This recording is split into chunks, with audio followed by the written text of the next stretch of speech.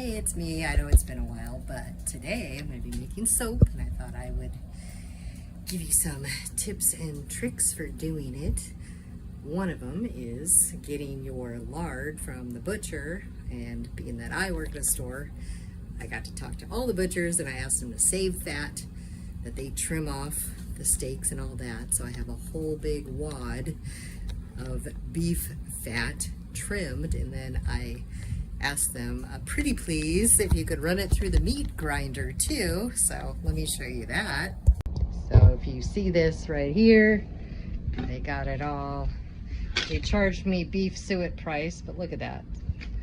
But look at how much I got. I got tons, because we're gonna need like 16 cups worth of rendered beef fat. So I'm gonna put all this in a big pot and get that going.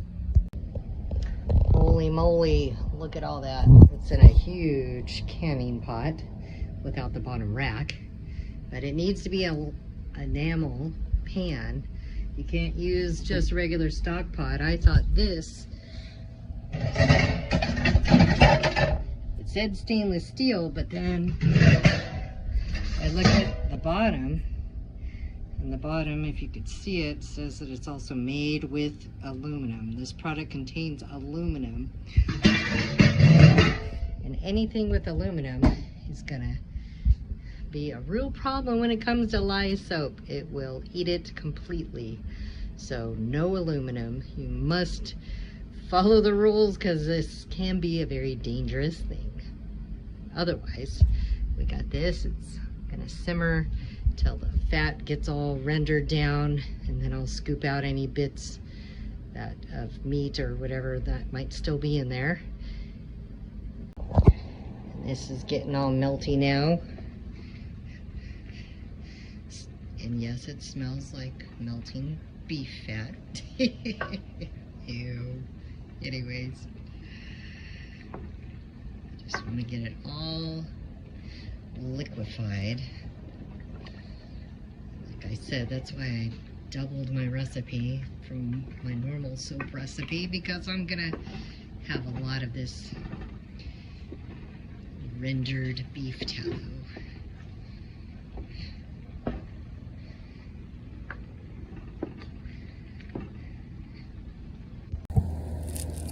So, you definitely want to get real lye, red devil lye, or this crystal lye drain opener.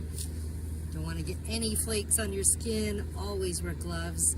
And this part you want to have outside, because you don't want to breathe the fumes. But you're going to pour the lye into a gallon-sized mason jar. And I have 2 bottles because I'm making a big thing, as you saw all that meat. Not meat, sorry, fat. You saw all the fat, so I'm gonna have a lot of soap. Each can of lye, though, if you're not doubling my recipe, is 1 quart per can, 1 quart of cold water. So I'm gonna have 2 quarts. So the 1. This is where the fumes, and don't touch it, because it's gonna be like boiling. You can see the bubbles. Can you see the bubbles? Oh my gosh. It's like boiling here. It's really hot. And you're pretty much gonna have to wait till it gets to be lukewarm. Here's the other quart. This is why you want a canning jar, because it can take the heat.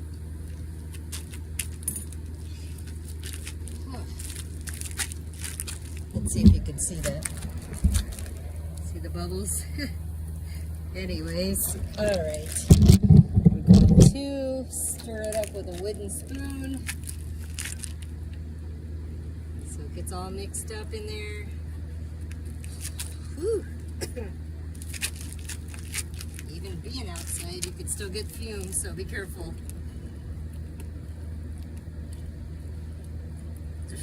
Whew. Put that down, and the lid on.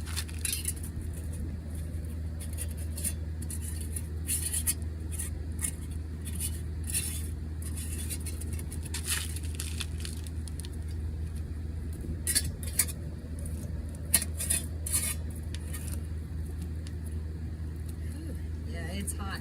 Wow. So, anyway. The other two things you'll need for making soap is non-sudsing ammonia. Make sure it's non-sudsing. And then borax. And then, like I said, you gotta have the lye, and you have the beef fat. You could also use pig fat as well.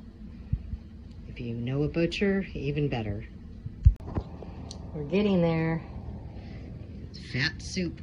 You want it all liquidy, and then skim off. You could strain it, get a cheesecloth and strain any meat bits that might still be in the fat, because all you want is just the liquid fat. You don't want bits of meat. But once it's all strained and all that, which I'm going to end up using that other stock pot only to transfer this there.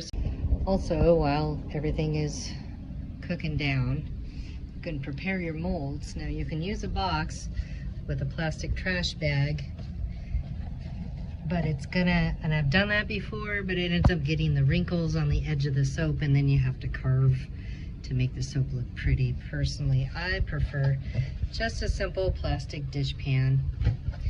Makes it easy, nobody has to line anything, and it's got nice smooth edges that make it easy when it's all done. So this is still blazing hot, so we're gonna wait because it's the middle of summer and it's nighttime and still 100 degrees outside here in Arizona.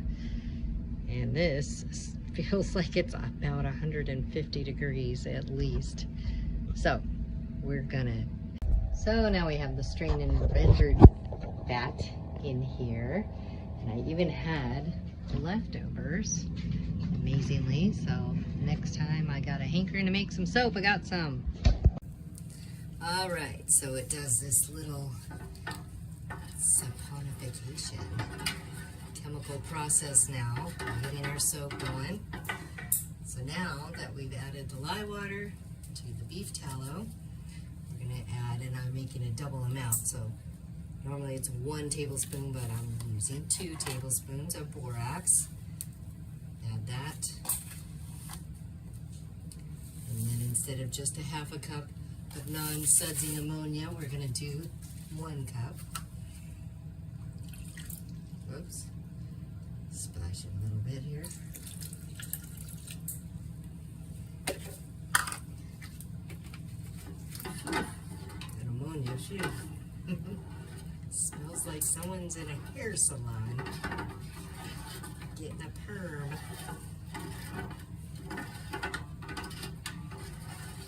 So you stir it all up really well so it's thick like honey. And we're gonna go pour it into our dish pans. Okay, so as you can see, it is all lovely in here. We got it in 2 big dish pans. Plastic means that it won't eat it away. And actually, I wanted to get some for an experiment. So we will have more fun with that. I'm going to save a little bit of this, and you'll see what I mean, why you don't use aluminum for your molds or cooking or heating up or mixing soap at all. No aluminum. It's very dangerous. But I will show you why. But in the meantime, this is going to continue doing a little chemical fun. So you kind of want to cover it, and then you want to throw a blanket on it and let it just sit for a week or 2, and then you'll have hard bars of soap. And I will show you that carving your soap. For now, bye. So now it's cured about a week. You can see what soap looks like. There'd be a little lye ash layer on top that we're going to carve off, but the ammonia separates when it's done curing, and that's what this liquid here. So you want to do this outside because the smell of ammonia is something not to be desired. You definitely want gloves again. But you see all that?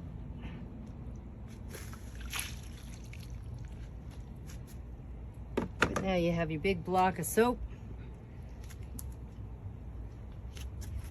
Easy peasy. Oh.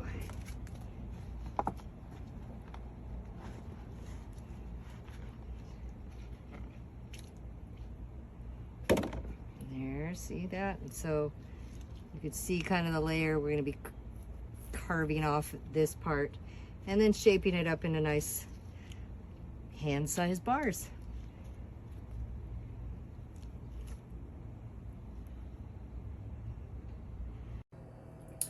Okay, so we tried some thin wire to try to cut, but it ends up that the wire broke, so I'm gonna do what I've always done, which is just using a sharp knife, thin knife, to try to cut your soap into bar chunks, but it does end up breaking a little, and that's okay. We're still gonna, as I said, get that lye layer off of here.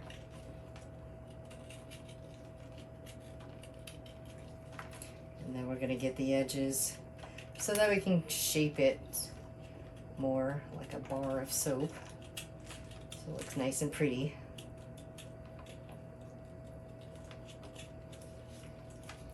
So make sure you get all the edges because there is that lye and you don't want to have anything burning your skin at first.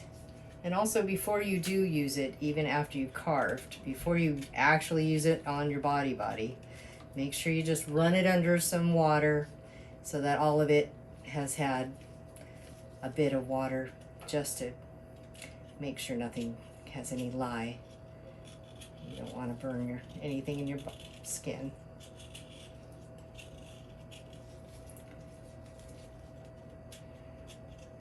And sometimes you got to get a chunk off to just make it look better.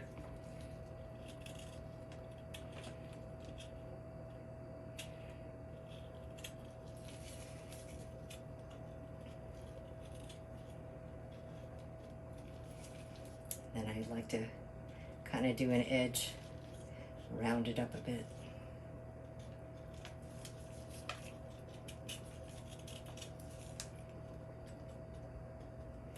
Make sure I get this.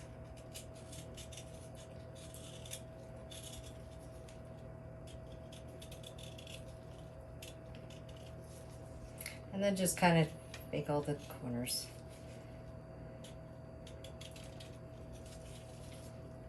The edges, so there's no sharp or harsh edge. Makes it nice and rounded. It makes it look prettier.